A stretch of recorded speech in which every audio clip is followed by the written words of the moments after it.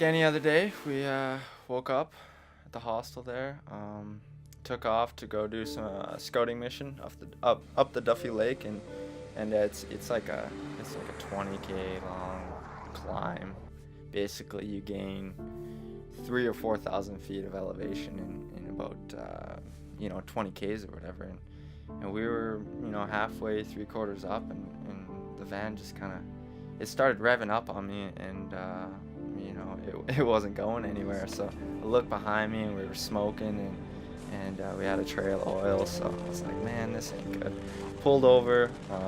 Turned out it was the tranny that was overheating and lost some of its fluids. So basically, we went from a day of scouting to a day of, okay, we got to figure out how to get this van going again. Our immediate reaction was, oh shit,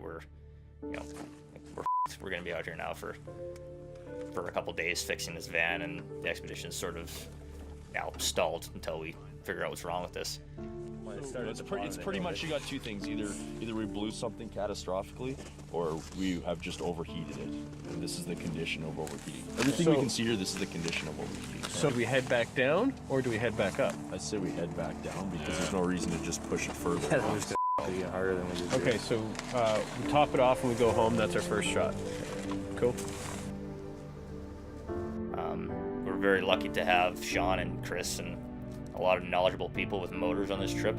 That's one of the very good advantages of having motocross people is they know what's going on with engines. So we were lucky that Sean knew what he was doing there, and with the help of him and Chris, we turned the van around and got it back into the village fairly quickly and got the issue fixed. How much does he drag? You got 2 or 3 jugs.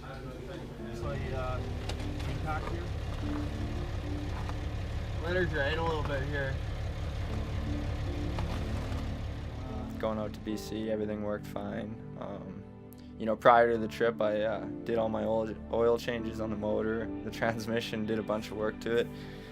Just basically wanted to cross everything off the list and make sure everything was fine for the trip, and just so I didn't have to worry about it.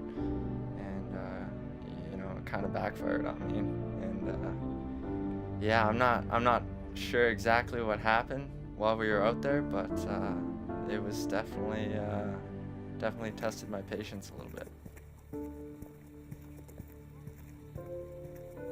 Todd Shelmuck with Performex actually allowed us to borrow his van for the rest of the week, so it actually ended up being a blessing in disguise with that transmission going, because we were able to have two vehicles in.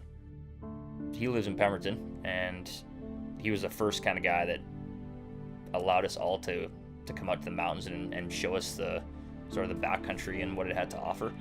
And it just happened to be that he was in the country at the right time, and he was home. He actually just had rotator cuff surgery, so he was laid up and couldn't come with us, obviously, or he would have been there with us. Just take my van.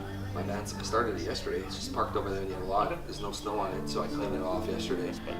He has a van that we took advantage of using once the transmission and ours went, and he's kind of just one of those people that we don't really keep in contact with him too much since we've moved on from racing and moved on into other aspects of life, but he's a huge aspect of the trip, obviously, and was a huge part of our lives in our racing careers, and remains to be a really good friend. So we're very lucky that he was there at the right place at the right time, and he's, like I said, he's always around, always willing to help us, and yeah, it's pretty awesome to have him.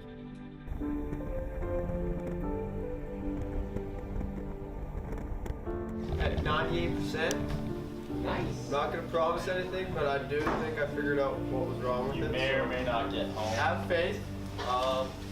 Have a little faith, Ricky. As long as we're all patient, I think we're gonna be all right. Should cross reference We usually van to see